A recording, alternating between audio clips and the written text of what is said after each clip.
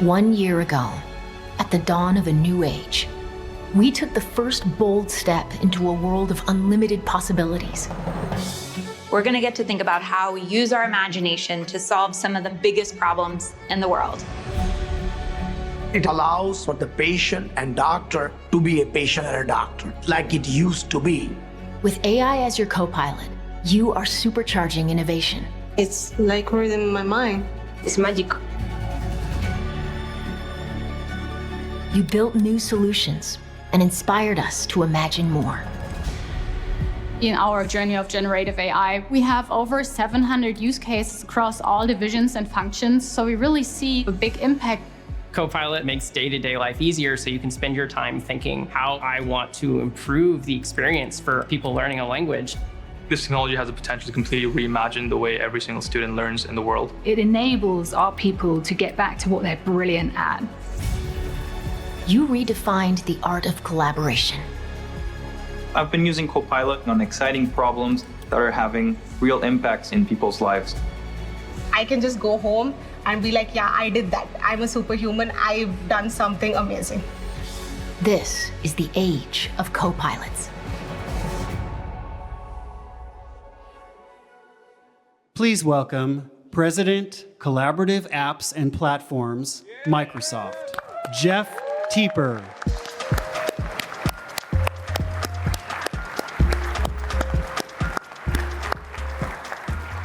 Well, good morning.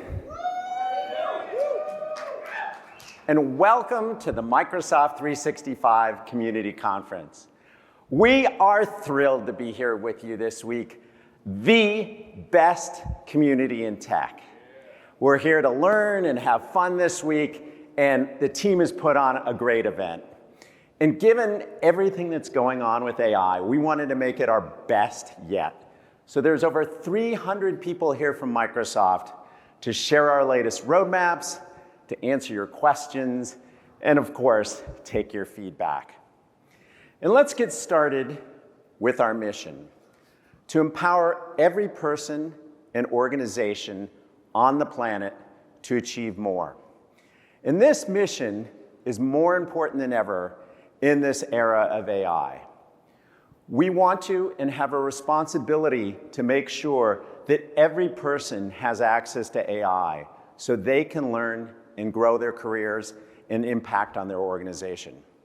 We want to make sure every organization has access to AI so they can transform and evolve to achieve their own unique mission, as we showed in the opening video. And as I was getting ready for this week, I was reflecting on the privilege we have with this mission in this amazing community. And I was talking to one of our community leaders from Norway. I've spoken at her conference there a couple of times. And she shared with me just an incredible story about what community and technology meant to her and how she found her own purpose. And I was very moved by it, and I asked her permission to share it with all of you today. So let's take a look. My name is Merete Stave, and my title, or work title with Cloudway, where I work, is Chief Customer Officer and Senior Solution Architect. 4th of July 2007, I left a different country from a toxic marriage, basically, and I was on the run for 10 days in that country because of my ex.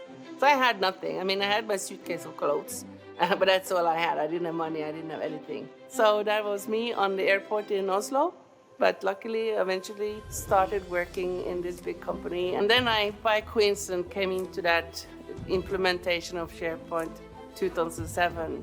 So I did all the mistakes in the book, but I did learn a lot, and I got engaged in the community. And that was I think that was part of saving my sanity and saving me as a person. But what I loved about it is that you don't have to be a programmer, you don't have to code, but it is logical and it is structured. That was the start of everything I do today, because that first program was for 2 years, and then the program management went out as their own company and adopted me, so I continued doing SharePoint. And I started running courses. And that gave me a good feeling because I did something good for others. And that is, my boss sometimes they call it the helper's high. You get a good feeling when you see other people see the light and they do something different and they are empowered. So this both empowered me and empowered people around me. And I'm thinking, I cannot save the world alone, but if I am helping my customers or peers, whoever else in the community to learn something new, to empower them, one by one, we all make the world a bit better.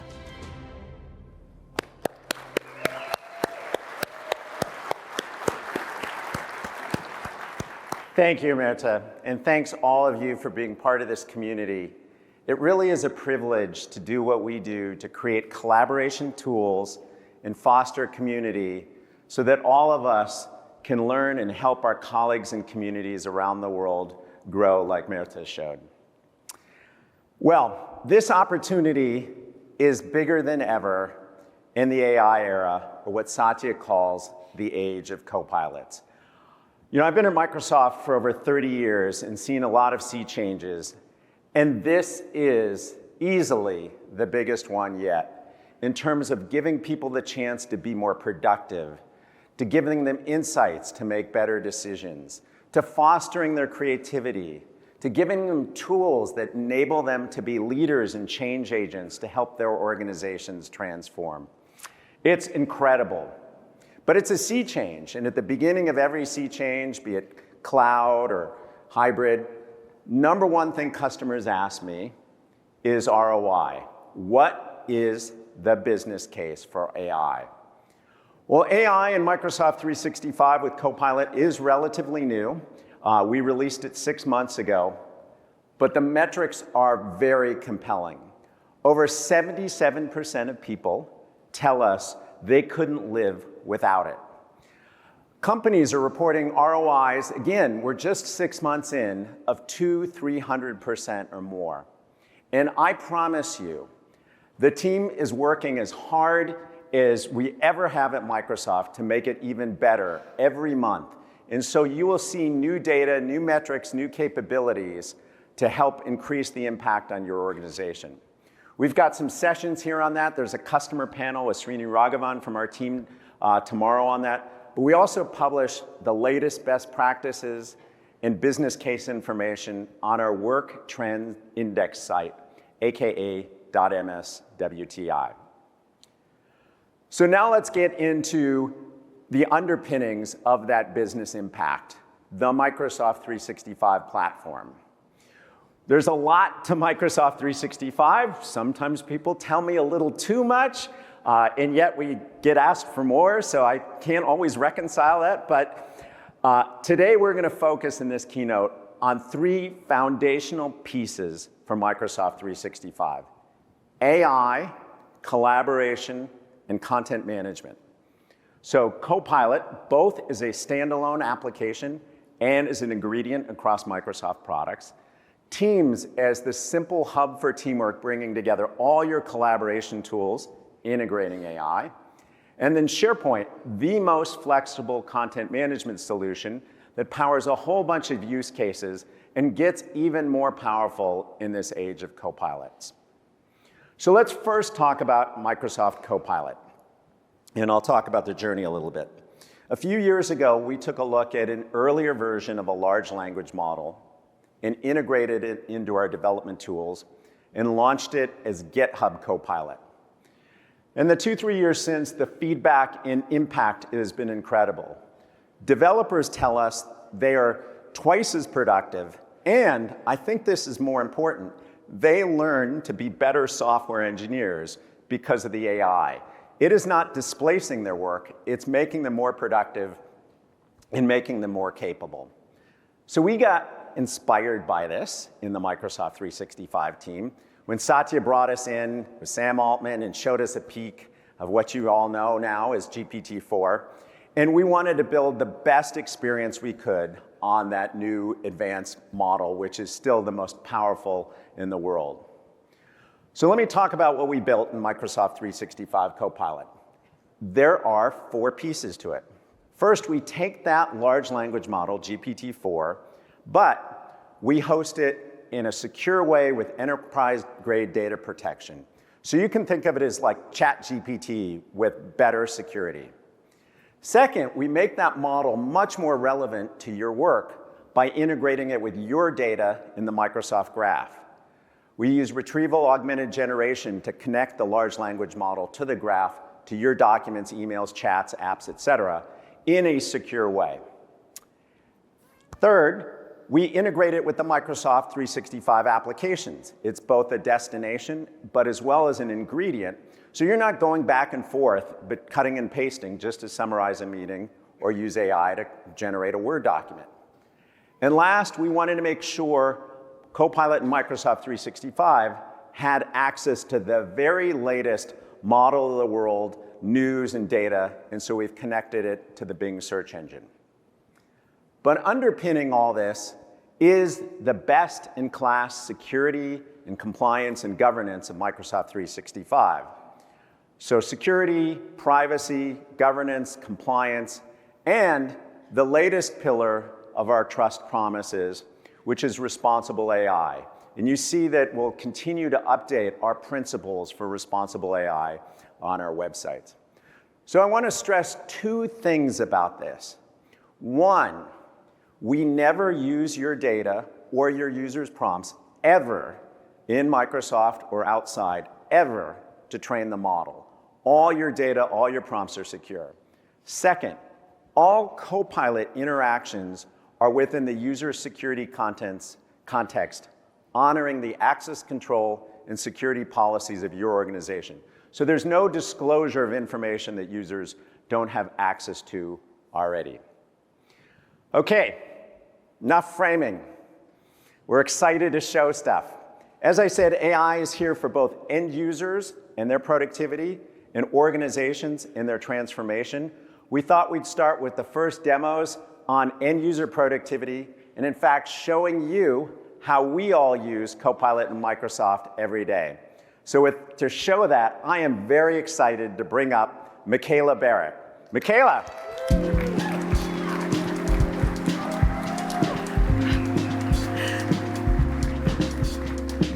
Thanks, Jeff. Good morning. My name's Michaela. We went back and forth a lot on what would be the best way to show you all the full power of Copilot. Ultimately, we decided that it would be live today on stage from my personal account and from my Microsoft account that I use every day to build these products. So with that being said, some things might pop up that I'm not intending to show you. It's not that funny, it might happen. Do not worry though, because I'm gonna give you a clue. Eyes to the wall.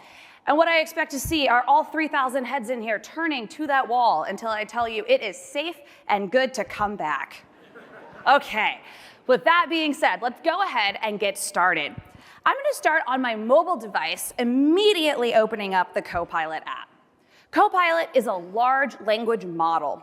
For this demo, let's go ahead and use GPT-4. This has been trained on so much data, it has a general conception of the world around us. So if I ask it a question like, how can I tell if my audience is engaged during a keynote? In 3 quick ways. What we're gonna see come back is a breakdown of nonverbal cues, maybe some verbal cues. Oh, here we go. One like eye contact, or for us, maybe lack of eye contact. We're gonna see some verbal feedback. Looks like there's some noise that might let me know the audience is engaged. Copilot said it, not me. But now Copilot can do more than regurgitate facts it's encountered in the training data.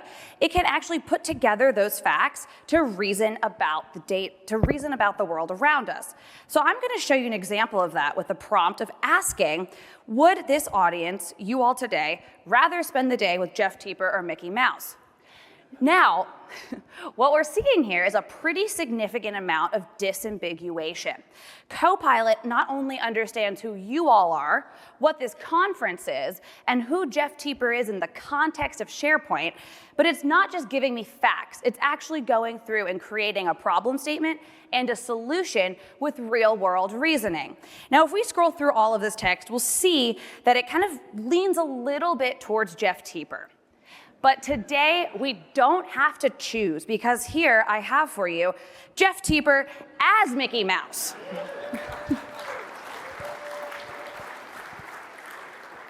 It really is a win-win, and we can have it all at this conference with this picture. Now, these questions that I asked, I could ask any LLM, and I would get back a very similar set of facts and reasoning. So what makes Copilot super unique? Well, it's the ability to ask something like this. Can you please summarize the 2023 job reports from the US Bureau of Labor Statistics? Now, what we see going on here is completely different. Copilot is not using any training data. It is executing a process that we call grounding. It's going out to the web using Bing search to find any related information to what I gave, and then pulling it back into Copilot to give me the answer that I'm looking for. Now, what I'm most excited to talk to you about with my time up here is how everything I just showed you comes together in that work account that I mentioned earlier. I'm going to switch over to a larger screen for this.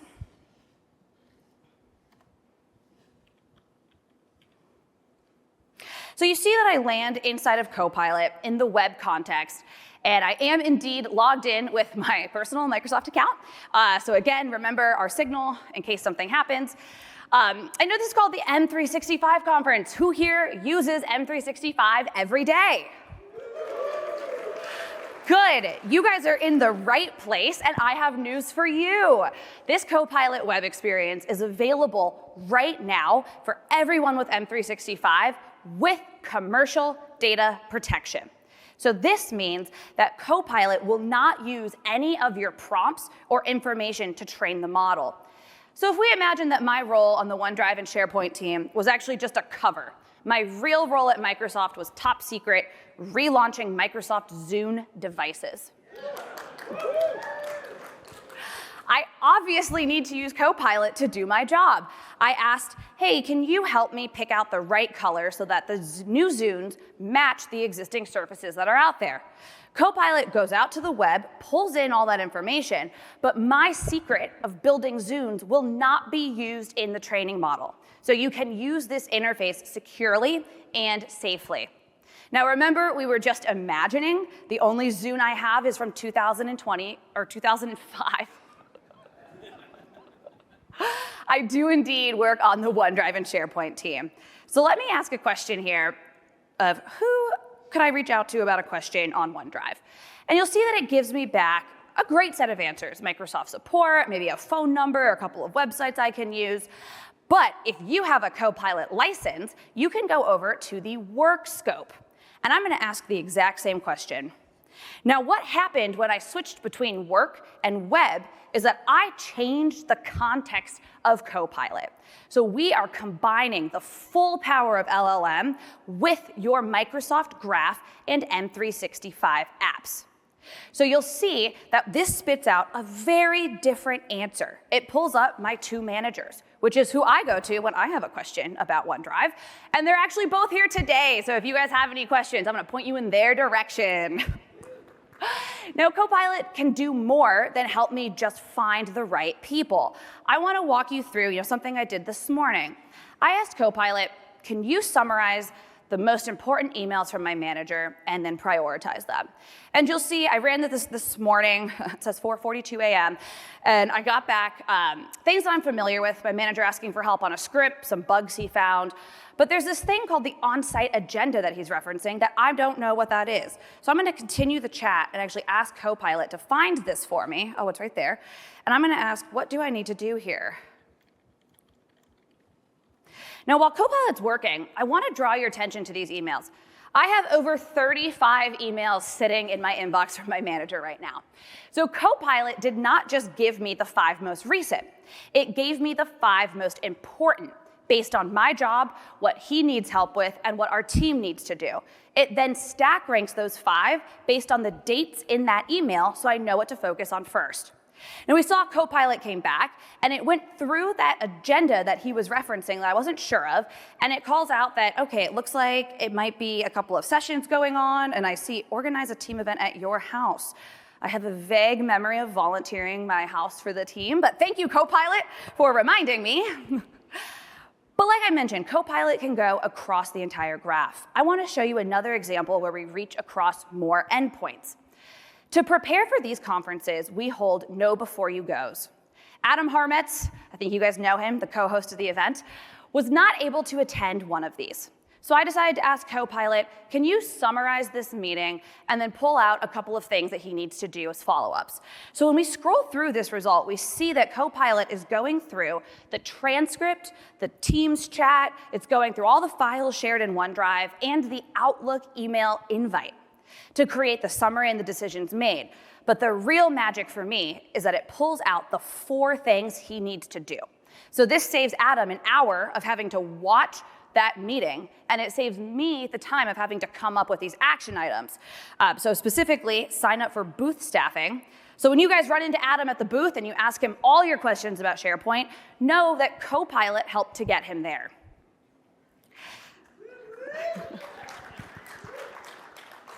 I think that means you're engaged. Now, this would not be a true Copilot demo if I just focused on the information retrieval. I want to show you how you can do a more sophisticated query in Copilot to help you with your workflow.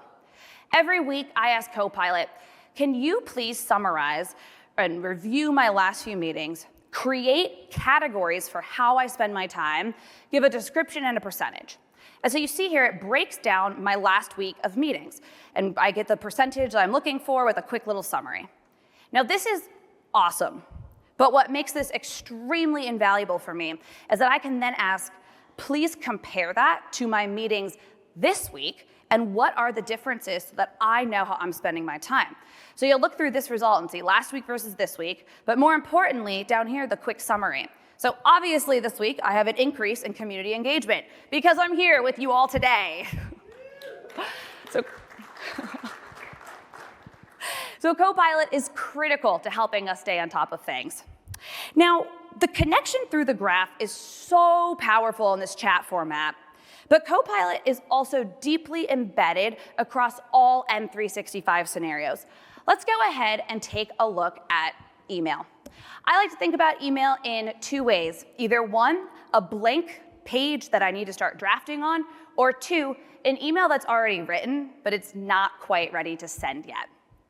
So we go ahead and look at this video, you will see that we have Copilot not only able to create an entire email for you from scratch, but now if that email is not absolutely perfect, you have some options to either use a command to adjust, or you can go in and you can select the specific text that's not perfect and update it, either with a simple command or my personal favorite, an entirely new prompt to update that text with the information you want to improve it on. But now what about that second scenario I talked about? I have an email, it's written, it has all the information, but I'm worried about the tone. I want to make sure it's coming off right. Copilot's writing coach can review your entire email and tell you the tone, sentiment, and clarity of your writing. You can expand each of these to adjust for that tone, and with a single click, you can apply all of those suggestions so that your email can be sent. Copilot Writing Coach is your personal editor to collaborate confidently.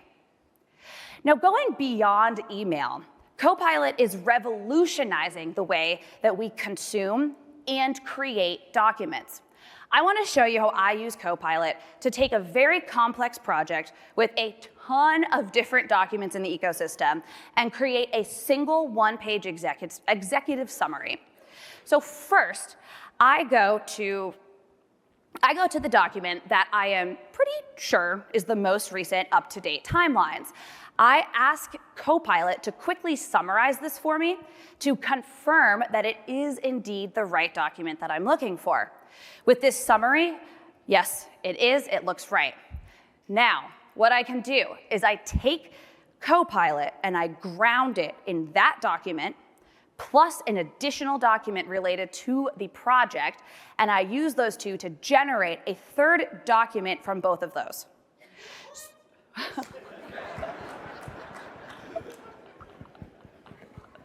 Crazy. Someone read those Copilot cues. So what you're seeing here is that it's actually taking all of that deep context I provided and pulling it in to give me that single page summary. Now, what you might have noticed there quite quickly is that one of the documents I started with was highly sensitive. So this third document that I'm generating from those first two takes that sensitivity and automatically applies it without you having to do a single thing. It's very important, yeah. And then just like you saw at the end of that video, if the text isn't perfect, you can leverage what we saw in Outlook, use that selection, reprompt, and you see Copilot transform the text into the timeline that's critical for moving this project forward. Now, I have been on stage for almost 10 minutes showing you how great these LLMs are at text. But Copilot is multimodal. And the best way to show you that, of course, has got to be inside of PowerPoint. Copilot can take images, videos, text, animation, and combine them together to tell your narrative. As you saw here, with a single prompt, we see all of those different multimedia sources come together in an aesthetic layout with animations and transitions already applied. So with Copilot, you never again need to worry about a blank canvas. Thank you so much for your time today. I'm not done. I'm actually going to bring Jeff out to help me with my last section.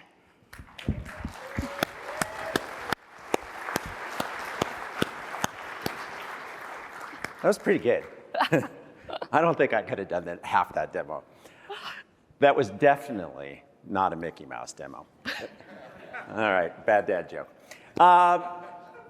So we talked about at the beginning how Copilot's here to help empower every person, and Michaela showed that. But it's also here to help organizations transform their processes. And for this next part, I'm excited to talk about what I think is perhaps the most important new product Microsoft has released this year, Copilot Studio. This is a product for makers and builders. You know, as I was watching Mirta's video, this is like the tradition we've had with SharePoint. So everybody can create things. And so what Copilot Studio does is let anyone create tailored AIs or custom copilots for their organization and business processes. It supports, in addition to the graph that Michaela showed, over 1,000 different data sources. It lets you customize the logic and application integration to your business systems. And as you build more of these Copilot customizations, it lets you track and manage and govern them. And so I know it's been 10 minutes, but don't go anywhere. Make sure we all see the latest from Copilot Studio. Thank you. Guys, remember our cues. Thank you, Jeff. Thank you. Yes, there we go. Of course, we had to save the best Copilot for last, and that is yours. I want to show you how easy it is to create a Copilot. So let's look at a very common example that we're all probably familiar with, and that is a travel policy. This is something that every company has, but it's different for every company. And so Copilot, as it is right now, can do a great job at actually going and taking either a SharePoint travel policy site or a document, summarizing it, asking questions, and getting feedback back. But sometimes that's not enough. What if you wanted to ask a question that was a little bit more extreme, like how much budget do I have left? You're going to see that Copilot can't do it. Copilot only takes you so far because this data is not stored where Copilot has access. Don't worry though, we're going to build our own inside of Copilot Studio. So in here, you can connect Copilot to any data source. We have 1,200 out-of-the-box connections that you can use here. For this example, I'm going to connect to SAP. That's where our expenses are stored. Now, when this flow is triggered, I'm going to target it towards the expense budget, and I want to make sure that it's the most up-to-date table. So I'm going to add an action to make sure it's pulling from the most recent data. Now, this is where it gets exciting for this audience. You can now ground it in additional data sources like SharePoint and OneDrive. So I'm grounding it in that SharePoint travel policy site. I can save this once, and it's deployed across my entire ecosystem. So now when we go back and ask that same question, we see a very different answer come back. And I want to call out that not only are we getting the actual dollar amount, which was where we started, but since I hooked it up to that SharePoint site, it's actually pulling in the quarterly information as to when those expenses are due and when that expense budget is done. So the potential on what you all can build is limitless inside of Copilot Studio. And I can't wait to see what you guys make. All right, I'm done for real. Back to Jeff.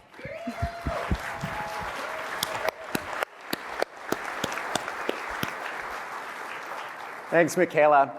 A lot more on Copilot this week. We've got a general session with Dan Parrish and Pavi Kishore coming up today. There's a breakout session on Copilot Studio today, and we're very excited to show this to you in a lot more detail. But we want to make sure you know, while Copilot Studio is a no-code environment, that we haven't forgotten about professional developers. Yes, there is a set of folks who want us to do a 60-minute dev demo in Visual Studio Code, but we've gotten feedback that's not all of you. But we want, But we do want to make sure you know that with Visual Studio, you can build as a corporate developer or an enterprise ISV your own extensions, your own customizations, even build and bring your own models to integrate with them with Copilot. And again, it's been 6 months since GA, and this is just a set of the leading edge organizations, customers, and partners who are building extensions to Copilot. Okay, that's Copilot. Let's move to chapter 2, which is Teams. You know, when we released Teams about 7 years ago or so, we had a unique point of view for this product, that we wanted to simplify work by bringing together all your collaboration tools in a common environment, so that synchronous work in meetings was connected to asynchronous works and chat and documents outside the meetings. One set of notifications, one set of search, et cetera. And that this worked on any device, mobile, Mac, Windows, web, et cetera, and had an experience that worked for remote participants as well as people in the meeting room, as we'll show in a little bit. And we are incredibly grateful. With all your support, Teams has become the leading collaboration tool in the industry with over 320 million monthly active users.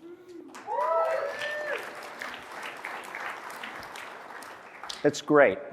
We're very grateful. But we are far from done. We don't take your support for granted. And we're working super hard to make this the biggest and best year yet for Microsoft Teams in both fundamentals, performance, security, reliability, accessibility, et cetera, and net new innovation. And so let me talk about the hero for that, which is the new Teams that we released last fall on the desktop. The new Teams client is faster, simpler, and smarter. Faster. That new client on Windows and the Mac and the web is twice as fast and consumes half the resources, and it's just getting better every month. You'll see continued updates in the performance tuning to make it the best-in-class collaboration tool by far. Second, simpler. Fair feedback. We've put a lot of capabilities in Teams for a very diverse user base, from newcomers to collaboration tools to power users, and everybody in between, and we've gotten a diverse set of feedback.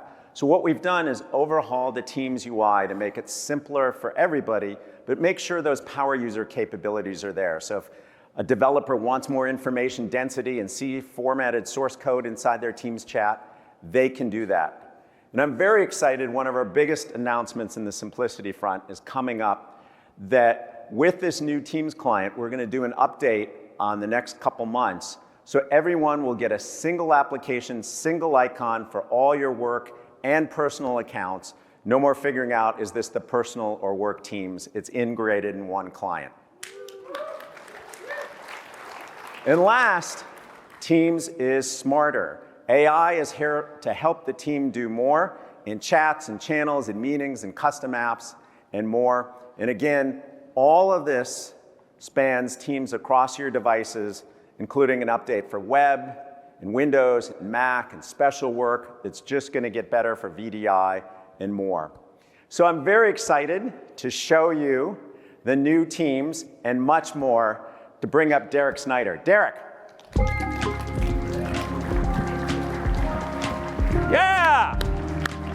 All right, well, it's great to be with you all. Do you want to see some demos?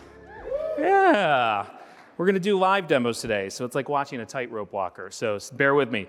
As Jeff said, new Teams is faster, simpler, and smarter. So what does that mean? Especially this simpler point. Streamlined UX. What does streamlined UX really mean, might you ask? Well, let's take a look at my machine. Okay, so what you can see here is maybe a familiar sight. I don't know about any of you, but I often get a question, hey, I sent you this note yesterday, or did you see the update from yesterday? And I am on the East Coast, so a lot of my colleagues are actually on the West Coast, and so I'm usually behind. And I'll say, no, I didn't see it. And they'll say, oh, I put it in a Teams channel. How many people have looked at your Teams channels and stared into the abyss? Well, we have a great new function called Discover, which actually algorithmically pulls together all the highlights that you've missed from your channels and puts them into this really, really helpful feed. It's kind of like social media, except like a helpful use of algorithms. And so you can see all this in one place, and it makes it really easy for you to catch up very quickly. And this actually regenerates all the time, to the point where I couldn't even practice this demo. So I'm really delighted to see content. Woo, all right. We also have the ability to, with some of these simpler improvements, do things that maybe people have expected to do for a long time, like the ability to, say, hide the general channel. You can do that if you want. You also can take old channels out of circulation. So this day of service channel is an example. It's a little out of date. I'm going to go ahead and archive that. You can also, by the way, lock the SharePoint site that's associated with it, make it read-only, and go ahead and archive it. Now, the good news is you can always pull it back out as well. So it seems like a few people are excited about that. That's great. All right, I'll take it. How many of you have wished that you could use Teams the way that you use like DOS and just only use command prompts and keyboard shortcuts? Is that, yeah, okay, I figured this audience would kind of be into that. Great. So one of the things that we have really done with Teams is actually integrate a number of keyboard shortcuts. So if you're, say, way up the chain in a chat, you can use Control-J, and it always gets you down to the most recent chat. You can actually see when somebody asks a question like this, does anyone have any guidelines? Maybe when there's a complicated question, you want to be able to pop out the chat.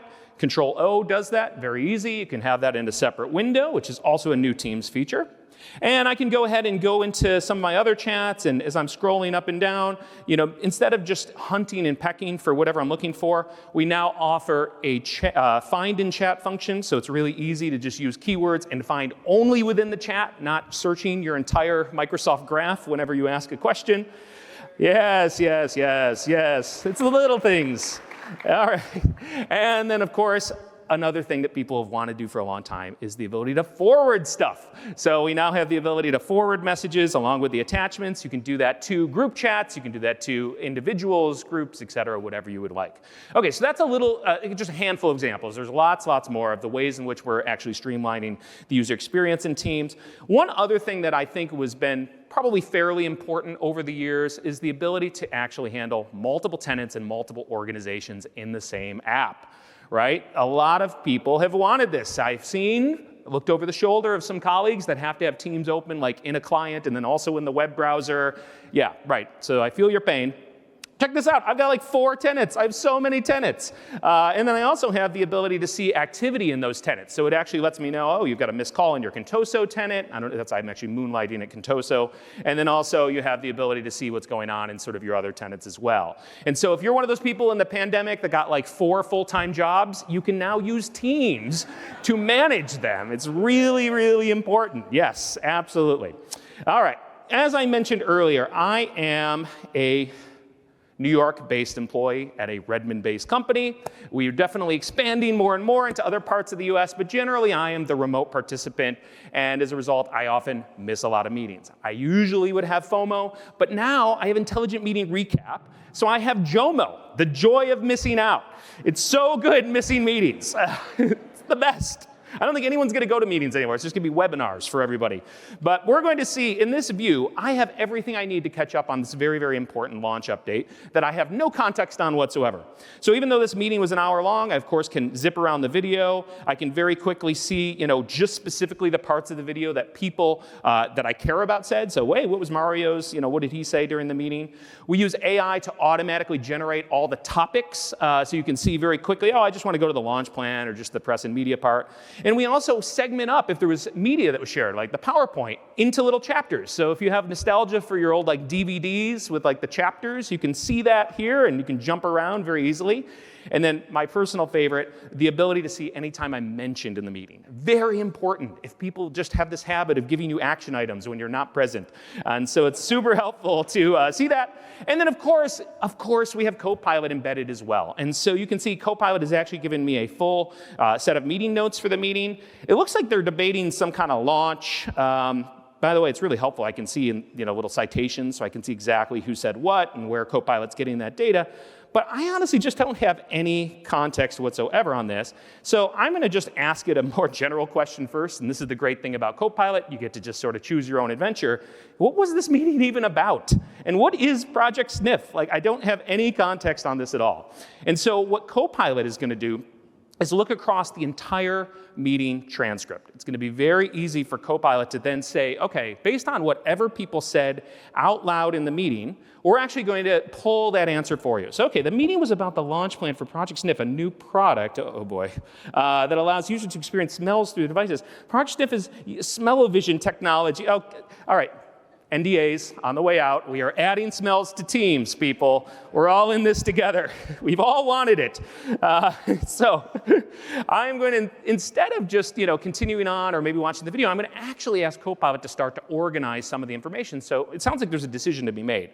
So they were debating when to launch. I'm going to say, create a table with the options discussed with pros and cons. So you don't just have to ask Copilot for summaries of stuff. You can actually put it to work in terms of actually formatting it in a way that you would most likely be able to get value from. So you have to think about Copilot less like a search engine and more like an intern that you can actually give little tasks to. So here we go. Here's a table.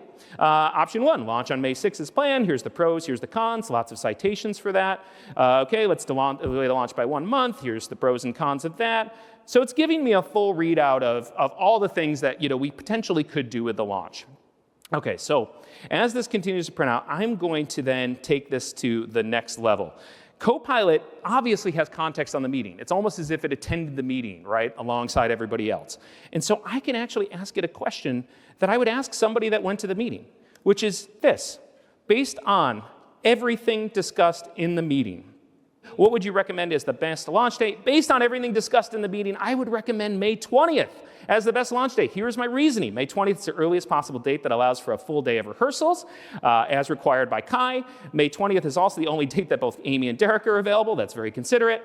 May 20th is ahead of the competitor's launch, which somebody must have mentioned in the call as well. And therefore, May 20th seems to be the best launch date as it meets all the constraints and expectations of the team. How cool is that? All right. We're back on track now. Okay, so obviously I want to share this news with the team. Now it all makes sense why I have a group chat called the Aroma Alliance. I get it now. We're adding smells. And usually I get a little bit of writer's block. I feel, ever since we've added emoji reactions to Teams, I feel a lot of pressure to be very smart and witty and things like that. So I'm just going to type what I would normally say, which is Copilot has a recommendation on when to launch.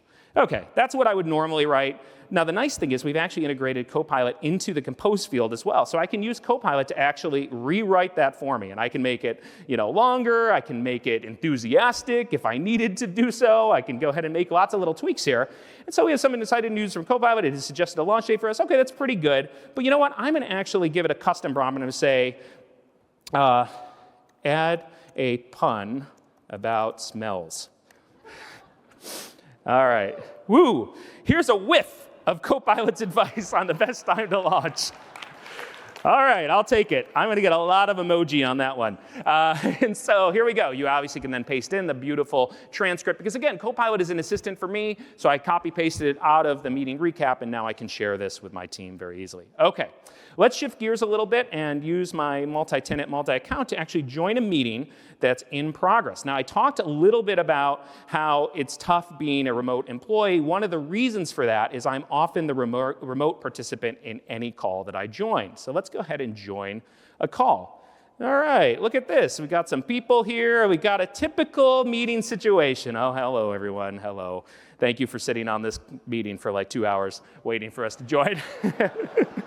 All right, so, okay, cool. I've got all the colleagues together. Now take a look at this for a minute. I want you to just notice if there's a difference between these two conference rooms. The one on the right is the typical conference room from hell, where like somebody put the chair in front of the camera. They're having a conversation amongst themselves. They are not looking at the TV that is located behind them. And they might as well not even know that I'm here. Okay, well, the conference room on the left is actually a very different situation. I can see from the panorama that they're actually all in the same room, but check this out. They've been segmented into these perfect little rectangles automatically with IntelliFrame. So it's almost like they've joined from their own machine. Right. But look at this. Look at this. We have name attribution, so I don't have to wonder who these people are. That's right. We're using Cloud IntelliFrame to automatically detect who the individuals in the room are. But wait, there's more. We actually take this to the next level. One of the biggest problems we have is attributing the transcript when you have people in the room together. And so look at this. Oh, it's all the stuff I've been saying. How fun. Working great. But look at this. If I go up to this conference room in Austin, who is conference room? I don't understand here. In Atlanta, oh, here we go. In Atlanta, who is this person talking? It's conference room in Atlanta, AI South, 6S. Who is this person?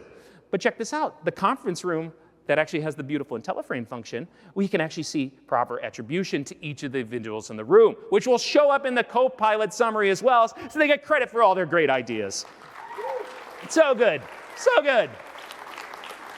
All right. Now, I couldn't help but notice that my colleague Ilya has not shown up for this meeting. So I'm going to do something extraordinary. I recommend you not to do it. I'm going to request him to join. This is very passive aggressive. You should only do this in case of emergency. You do not want to bring people into meetings, hook them into meetings. Perhaps Ilya just wanted to catch up on the recap. And we're going to see if Ilya actually will be able to join us here. By the way, in the meantime, you should notice my colleague Drew, who's in Seattle, has joined with his avatar because he's not exactly camera ready at 5:55 in the morning. Thank you for joining, Drew. I love your ironic beanie. Oh, Ilya! Hey! Hey, why are you skipping the keynote? I'm actually out here in the community area. I'm sorry, I had to put my earbuds in. There's some really excited people behind you here. Well, if only there were a feature that you could perhaps enable that might help with all this noise that we're hearing. I can think of one. Give me 1 second. Oh, great. So there, I just turned on something called voice isolation. All Hopefully right. you can hear me a lot better. This is now available for all Teams users. And I think the coolest part is it uses the same voice profile as people use to also get speaker recognition in Teams rooms, which of course makes Copilot transcription really great. Wow, Ilya, that is an incredible feature. How cool is that? Totally isolating his voice. Now, the best thing about bringing somebody to the meeting, you can give and you can take away. So thanks, Ilya. Goodbye, and you can pop him out of the meeting just like that. All right. Well, what you've seen today is a couple examples of how we're making Teams simpler and smarter. It's been such a pleasure to show you some of these demos. Thank you very much, and back to you, Jeff.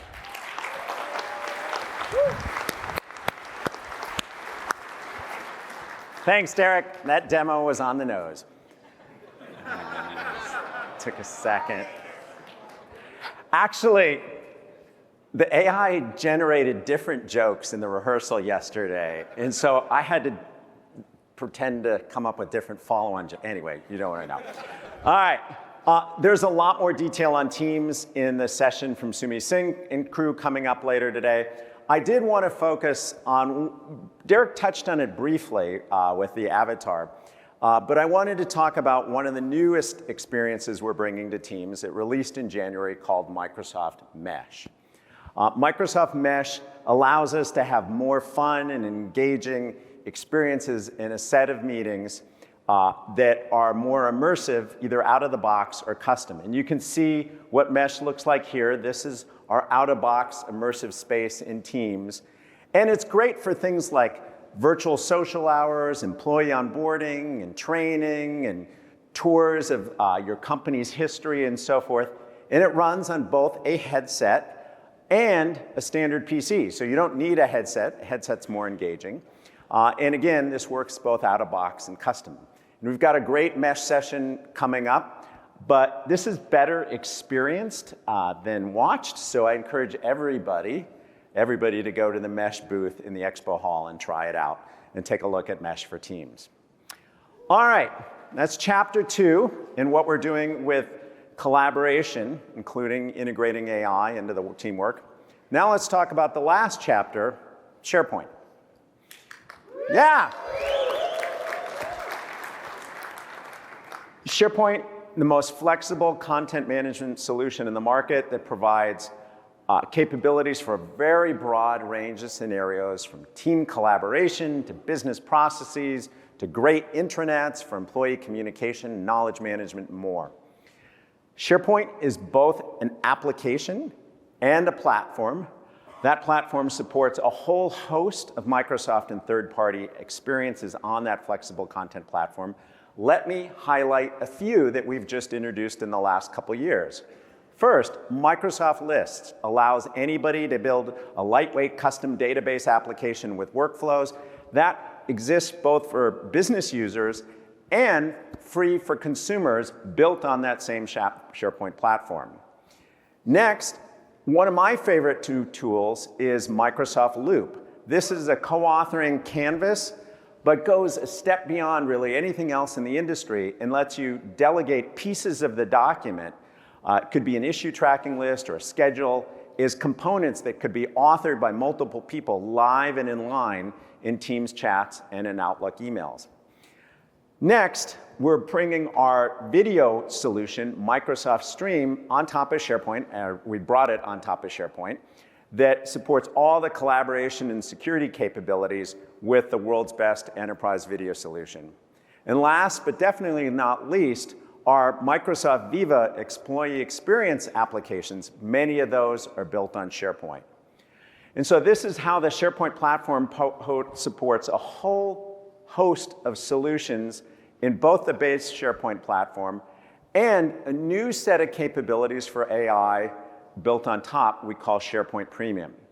Now we're going to go into depth on that this morning too much, but there's a whole set of detailed sessions around governance and processing and solutions that we're bringing to market as part of that SharePoint Premium offering.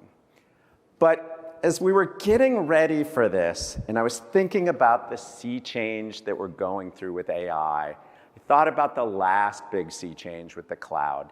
And I went back in time to 10 years ago at the SharePoint conference in 2014. And we were trying to convince people that the cloud was the future of computing. And we were making some good progress, but more needed to happen. And so this was serious stuff. Our marketing team asked, or I might say insisted, that I wear a sport coat for the keynote. Yeah. They actually had a personal stylist from Nordstrom come help me pick out clothes. Anyway, that was the last time that ever happened. But anyway, here's some numbers from 2014 for SharePoint. 250,000 requests per second, 400,000 cores, 400 petabytes of storage. Not too bad in the early days of cloud for a product that evolved from on-premises servers to cloud.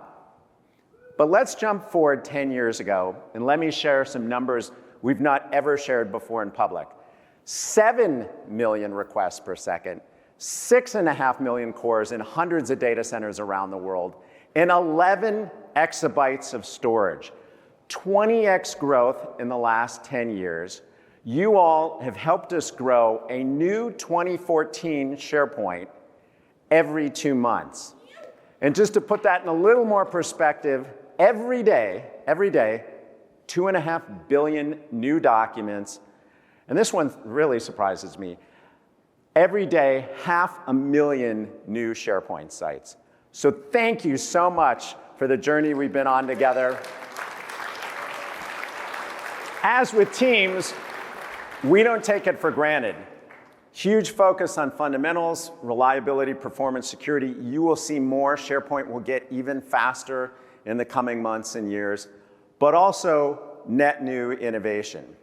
And let me, before we show the demos on the innovation, do one more bit of framing on the most popular app built on SharePoint, OneDrive. I think Most people have been with this for a really long time. Know OneDrive in business is this thing called a MySite that didn't quite take off, and we made it simpler and then became a rocket ship. What you may not know is we are replatforming the consumer OneDrive service under the covers on SharePoint.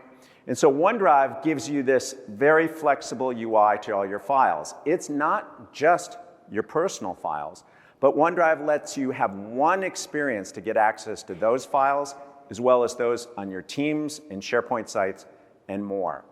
And this OneDrive v3 experience we released last year, our best and biggest leap in OneDrive yet, is simple, fast, and consistent everywhere.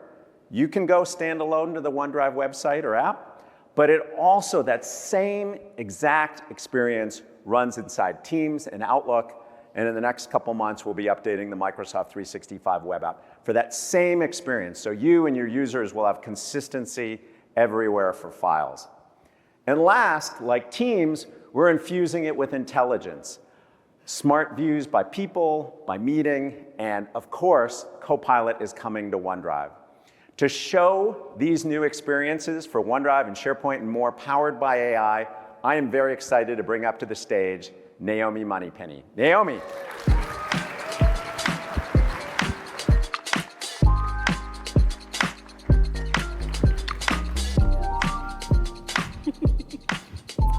Good morning, everyone. How are you doing?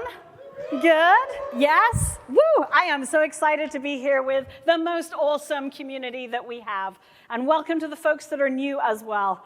I get to take you through the last set of demos to tell you a little bit about what's going on in OneDrive, what's going on in SharePoint, Viva Amplify, and Stream. Lots of goodness that we get to use immediately. So first off, as Jeff mentioned, it has been a big year for OneDrive. And of course, we've made lots of major experience changes to the OneDrive home experience. So first off, I wanted to show you a couple of those highlights.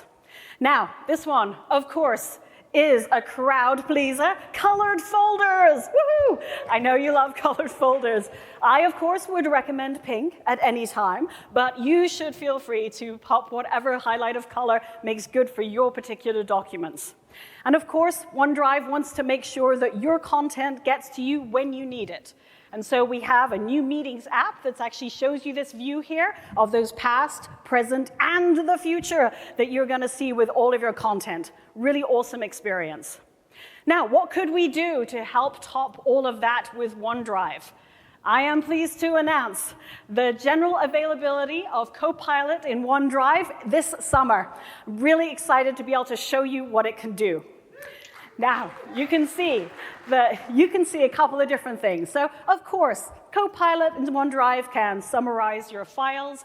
It can ask interactive questions and answers of a file, a group of files, a folder, even inside of PDFs to help you unlock all of that knowledge and make meaningful insights. But I thought I'd take you through a Copilot scenario that I think is even more impressive. And so here you can see I've got 4 resumes inside of Copilot. Now, I could go in here, I would have to open all of these files, I'd want to look through all of them and help to compare. But instead, OneDrive is able to do this for me automatically. It can extract that table of key data that I need, saving me a bunch of time. And so it's helped me here to automate my work, check out this table, and then I can easily share this with my colleagues. Pretty amazing, huh? Okay. So, a couple other areas that I wanted to talk through. So, as you know, we've talked now about files inside of OneDrive. Let's talk about going broader inside of your organization. As you may know, inside of SharePoint, there's a bunch of amazing content process optimizations that are available. These are AI services that can help transform all of the documents that you have. So whether that's something like OCR or running translation automatically as part of it. And so all of those files and folders can be processed by these AI pieces. But I want to show you just a couple of things that I think are the coolest ones as part of this. I know that I love metadata. You love metadata? Yes? Good. But do we like putting metadata in? No, right? So one of the areas I wanted to show you is how I can create a natural language prompt. It makes it easy for me to extract what I need out of my files. In this case, I want to be able to extract deliverables from these statements of work, make it simple for me to test out as part of this too, to see what it's going to extract. Once I have that prompt the way that I want it, I can then use the magic of autofill. And autofill can actually go through all of those different documents in my library, whether it's 100 or 1,000 documents in there, and automatically extract all of that data. Woohoo! So I get to use it for search as well as workflows as part of my day. So it's really, really amazing stuff to be able to see this. Now, let me show you one more demo that I think is pretty cool. We have a great process here that's being automated by SharePoint.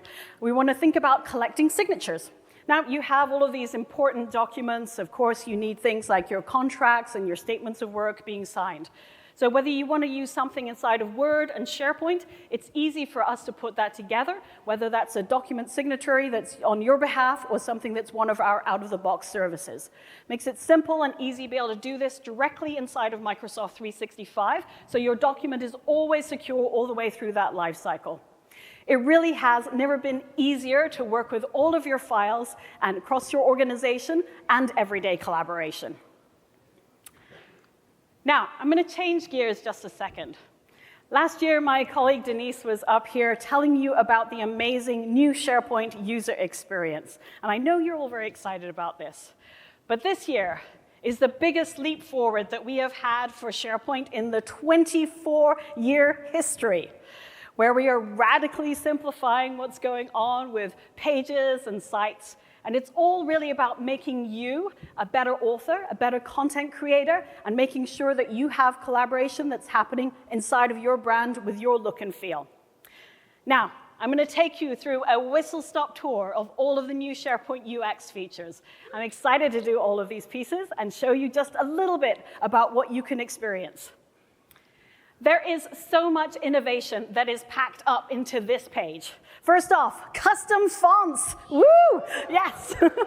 Flexible layouts are an important part of this too. We've got section backgrounds, and then of course we've got things like image cutouts. All of those coolest styles of the web are right there at your fingertips. Now, of course, when you're authoring here, we want to make it easier for you to do that. So flexible layouts, they let you control both the look, the style, and the feel of everything that's going on inside of your page. Design ideas makes it easy for me to go from the ordinary to the extraordinary in a snap, and makes it simple for me to collaborate directly here inside of a page with other people who are working on the same page at the same time. It's really incredible to see the dozens and dozens of things that we have announced over the last year, and be able to see dozens and dozens more that are on our roadmap. Pumped for the new SharePoint experience. Yes! So, I think so. Now, you might be going, hey, well, that's pretty amazing, right? I have all of this great content out here. I'm able to see very quickly the beautiful image and engaging content that SharePoint's making for me. How can it get better? Well, just like with OneDrive, we're going to look at how we're going to supercharge all of this with Copilot inside of SharePoint. I'm going to start off in this case. You can see a page template. That page template is going to help me to take away one of the jobs that I hate doing the most, which is my monthly status update.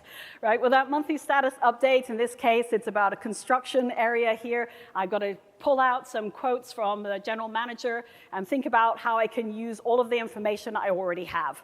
I can, of course, pick directly here from Word a file that I've already created. I don't have to go create something new. And you can see here that Copilot has become my companion web designer. It has taken a great start of this page. It's helped me to see the images, pulled out the quotes that I need. And of course, Copilot can even help me to take it to the next level by rewriting some of the content that's directly in here. So I get to make my modifications easily here too. I'm really, really excited about what we're doing here with Copilot in SharePoint, and I hope that you're inspired by all of this too. Yeah.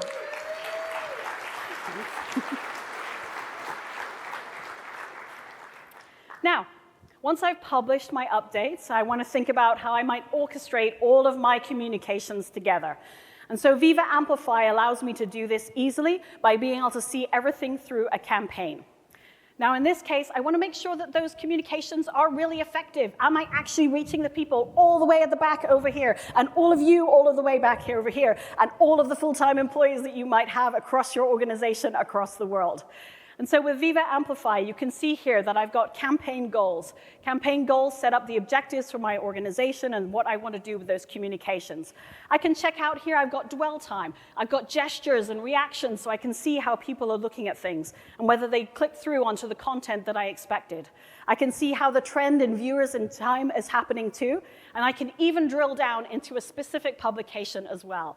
That publication lets me explore all the distribution channels, whether it's SharePoint, whether it's Engage, whether it's Teams, whether it's Outlook. I can check out how people are actually consuming all of my content and make it easy for me to fine-tune the content that I send next. Makes an informed decision as part of all of this. Now, once I've actually published all of this, I have to think about, other ways, right? It's not just about text and images that are up on the screen. We want to think about video as part of this too. I want to make sure that we're actually helping you to see how the future of video is making you a better communicator. Now, some of you might have aspirations to be a content influencer with your 15 seconds of fame, but we want to make it easy for you to do that directly in the enterprise as well. And so we're going to help you with that, taking those communications, I think, really to the next level and ensuring that you're able to reach anybody, anywhere, but all with the click of video. Copilot in Stream Camera allows us to be more effective in recording and sharing by automatically helping to make edits that make your message clear and more concise.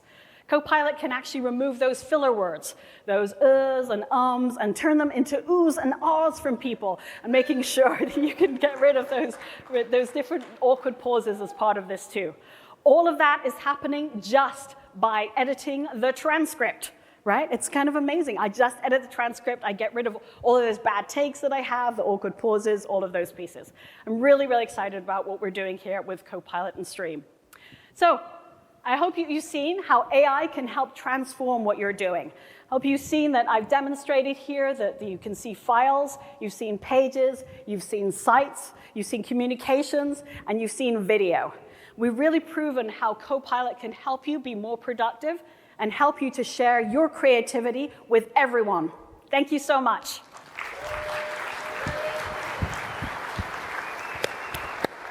Thank you, Naomi. And special thanks to Michaela, Derek, and Naomi for what we call in the business killer demos. There's a lot more content on SharePoint, of course, at the event, including a general session. Let me recap with the 3 things we showed today. First, let me acknowledge it was a lot. In the opening keynote, we want to make sure everybody's excited, and so we don't always go through step by step. Don't worry, we're here for 3 days, not an hour. So in all the breakout sessions, we will go through these things in a lot more detail. But just to reframe, Copilot for AI, both as a standalone app, as Michaela showed, and as an integrated ingredient. And you can tailor your own AI-based processes with Copilot Studio. Second, Teams as a simple hub for teamwork, bringing together chats and meetings, as Derek showed, with AI helping the team along. And then third, SharePoint is this powerful content platform that helps people collaborate on their files, build websites, work on videos, and Naomi showed some of the ways we're infusing AI in that. Let me close with the second most common question I get, and it's consistent with any sea change. I mentioned up front, the number 1 question I get is, what's the business case? The number 2 question I get is, help me with change management. So I want to highlight 3 resources in addition to all the sessions and hands-on facilities we have here. First, for adoption, we've created great content from Microsoft 365 Teams and especially Copilot for the spectrum of change management and adoption.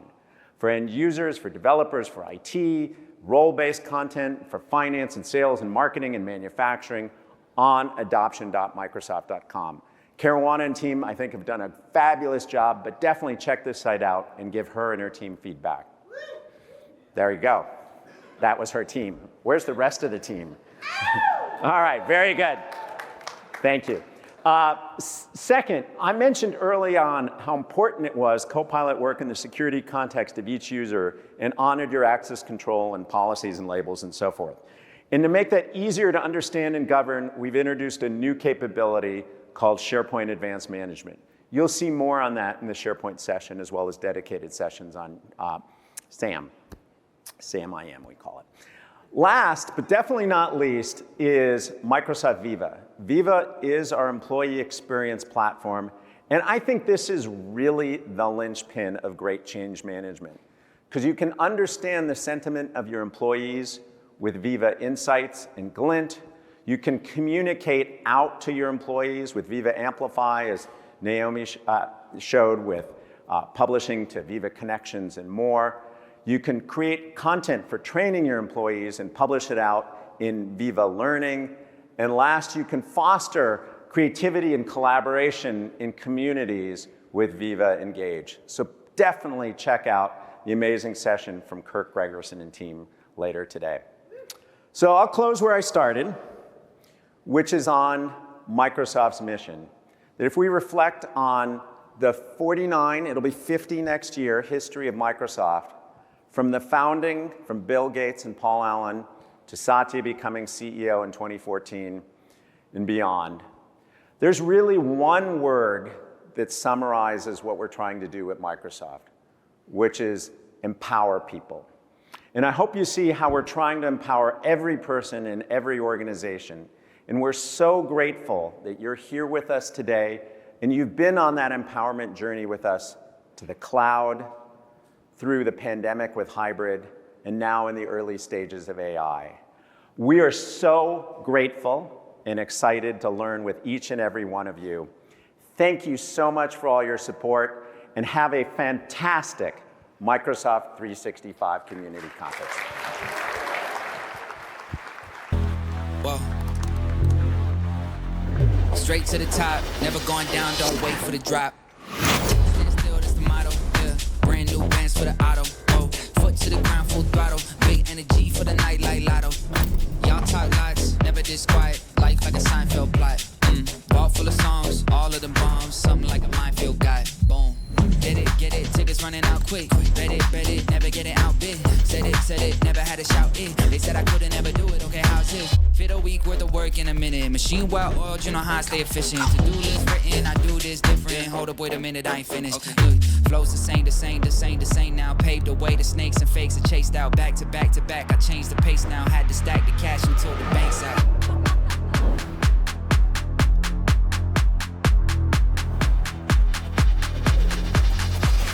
Straight to the top, never going down, don't wait for the drop.